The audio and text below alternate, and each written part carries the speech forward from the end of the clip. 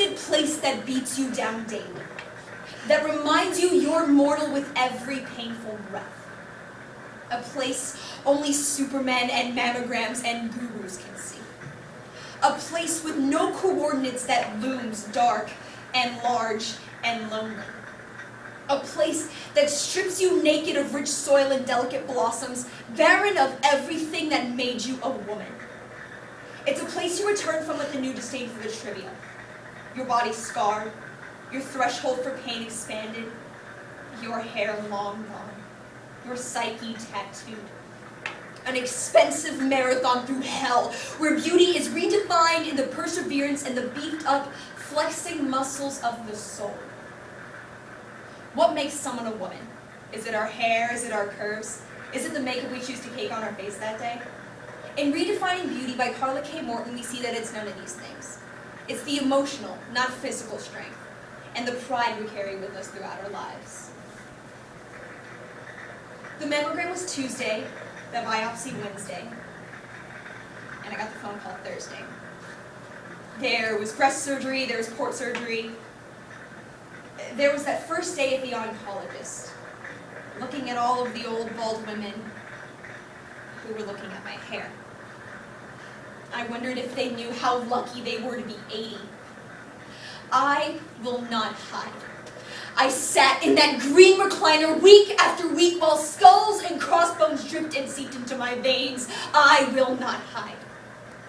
And I would not let my long hair fall. So I took it.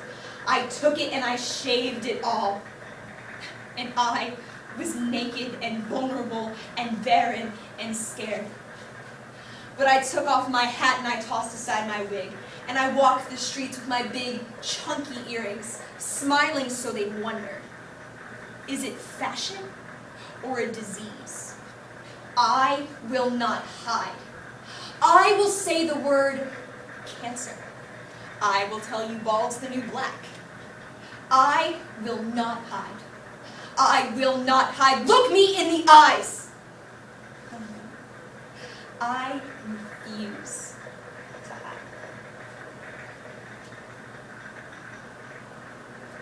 I never knew the wind had hands until I shaved my head and felt love's tender caress. I never thought of my body beautiful until the day it was cut open and scarred and filled with poison. I never knew the soul had eyes until I came to you, shedding everything down to my heart, risking my whole existence, my beloved, to stand flawed and naked in your silent sight. Please, don't tell me the story about your grandma who died of cancer, or your childhood friend who only thought she lived it, just to have its rear its ugly head again 2 years later. Trust me when I say, this isn't making me feel any better. And don't tell me every horror story you've ever heard about chemotherapy, about the women whose teeth turned red or whose toenails fell off, or who lost use of her legs, or whose spleen exploded, or who had to have a blood transfusion and contracted AIDS and died anyway. And I don't want a stinking new pink wardrobe or a little shoebox filled with curled pink ribbons and baby safety pins. And I swear, if you ask me again how it feels to live like you're dying, I will put a fist in your gut. Are you kidding me? Do you even realize what you're saying? Chemo can't cure that amount of stupid. Oh, and for God's sake, never send the card where you write, I just heard the devastating diagnosis. You were such a lovely girl. Or? I think every cancer patient needs a button or a t-shirt or a bumper sticker or a huge body billboard reading down on both sides accepting only happy cancer stories.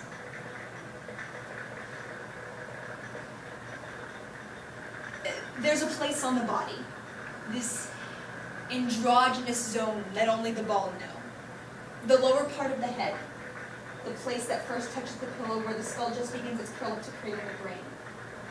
The place where you put both of your hands and electrical currents took me by surprise. But you pulled me in, eyes wide open, and you kissed me. Without a hair on my body, without a hair on my face, This is the deepest part of the journey, when we've traveled the dark well down into the earth's core. Down, where there is nowhere else to go. Down, where no follicle of sun has ever reached, where each being is blind by divine design, and two eels wrap thrice around each other in a dark tangle of skin on skin, and one leans into the other and says, "You are the most exquisite, most beautiful creature I have ever